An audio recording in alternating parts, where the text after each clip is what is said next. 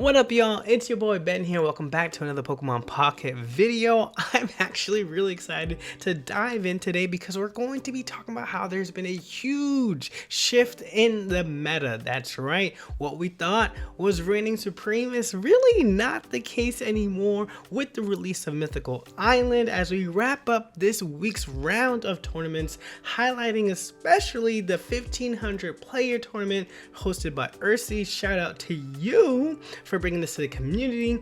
So without further ado, let's go ahead and just dive right on into that. Before we do so, y'all, only about 10% of you who are watching are subscribed. So if you like the content, go ahead, hit that like button, subscribe, and click that notification bell button because we still have time to hit 10,000 subscribers before the end of the year, and I need you to help make that happen. All right, y'all, with that out of the way, let's get into it. So in this tournament, it was not a Mewtwo that won, it was not a Pikachu that won, it was not even a Charizard that won. That's right, y'all, coming out on top of the meta, beating out those decks, is this right here, this Golem Druddigon deck featuring 2 Druddagons, so that way they are your walls, so that way you can build up to get your Golem, featuring a one of Hitmonlee to attack the back in case they try to hit you with the wall, or a Marshadow if one of your walls come down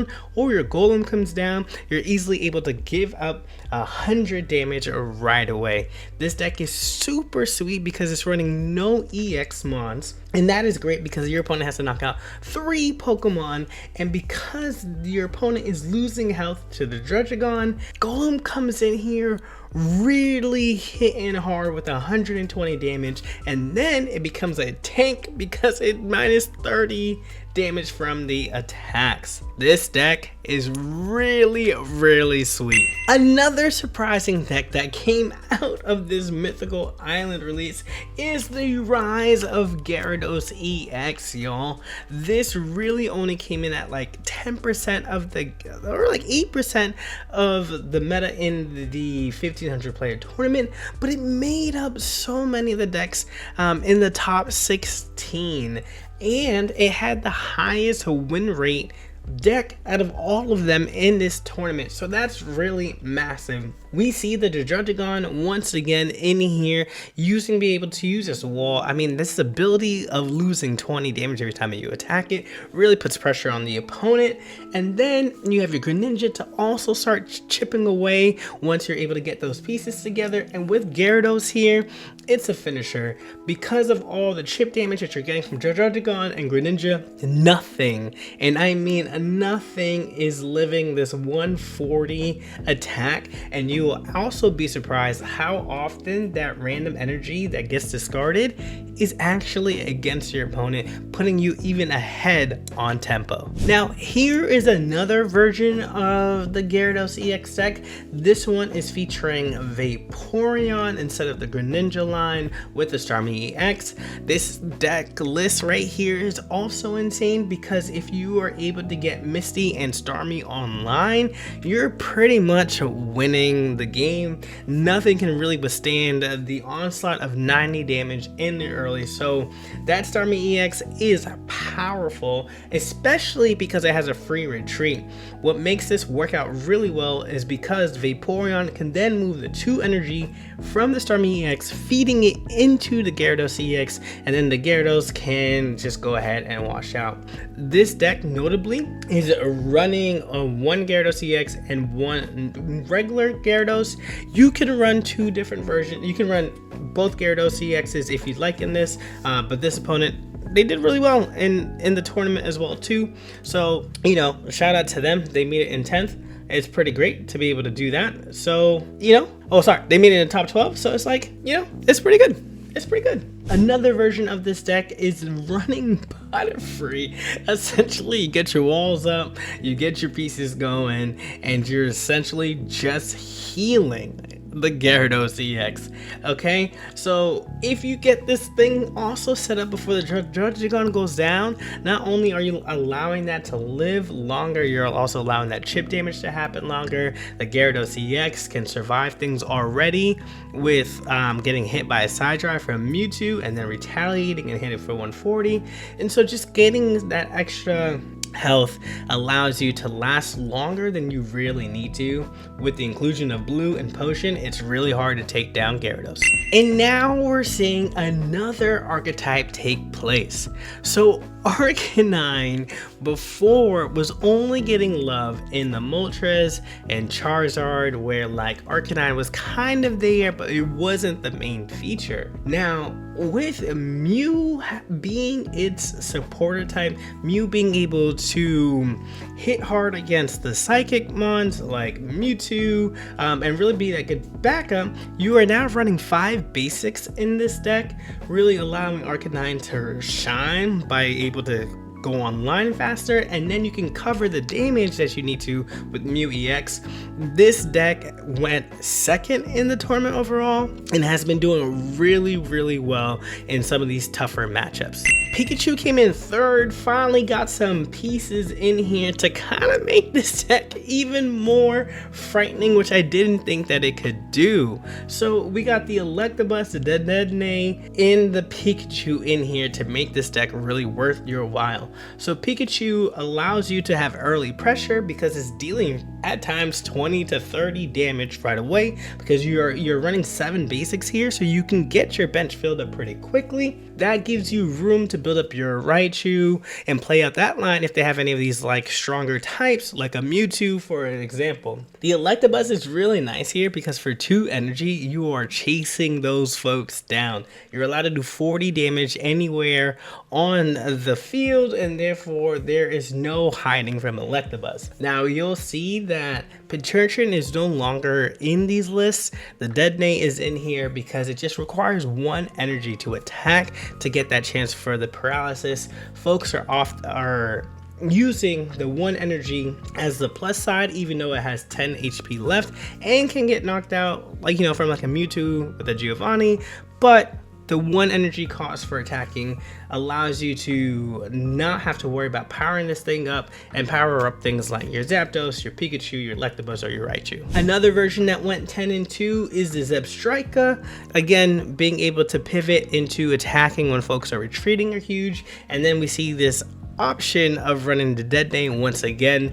It is less energy hungry, therefore you can focus on your heavy hitters.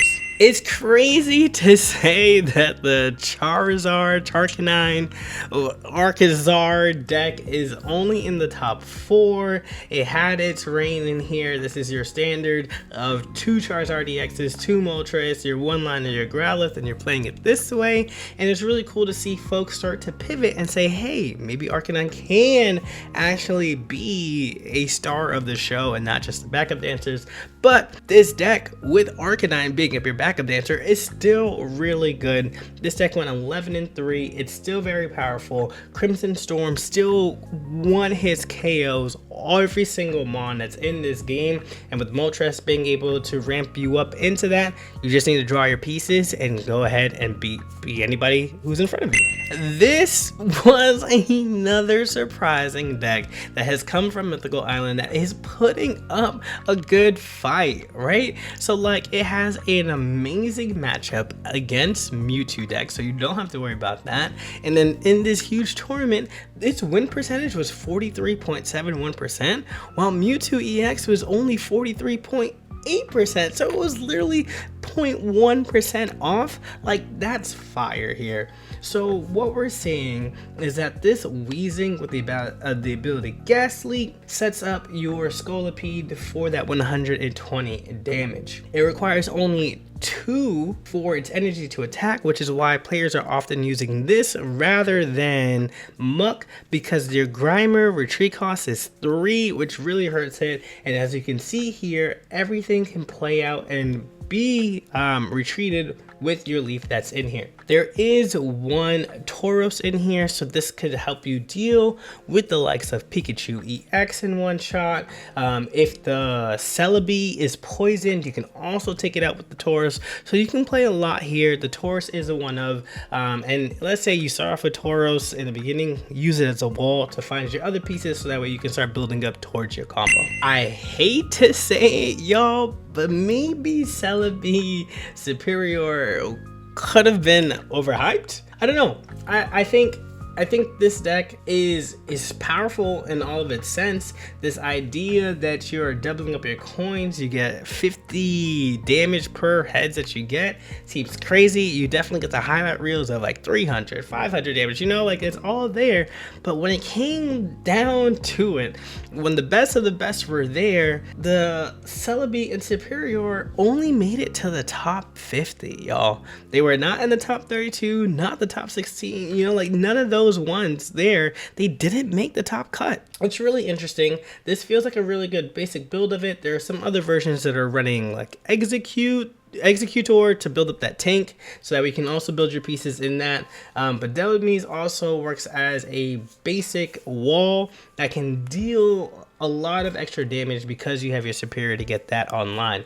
So I'm interested to see how this deck gets optimized, but as it stands right now, the previous decks that we talked about are faring much better competitively than this deck right here. And speaking of the rise of folks who are just trying to use the new deck in the format, Blaine Aggro has gotten some tools to make it work, with like the version of having Ponyta from Mythical Islands, or in this version right here with the inclusion of Rapidash. Either way is good, and it kind of like depends on like how do you like your coin flips. In this first version, they stray away by keeping the genetic apex Rapidash. It allows you to keep your low energy curve, and you're able to deal up to 70 damage with Blaine.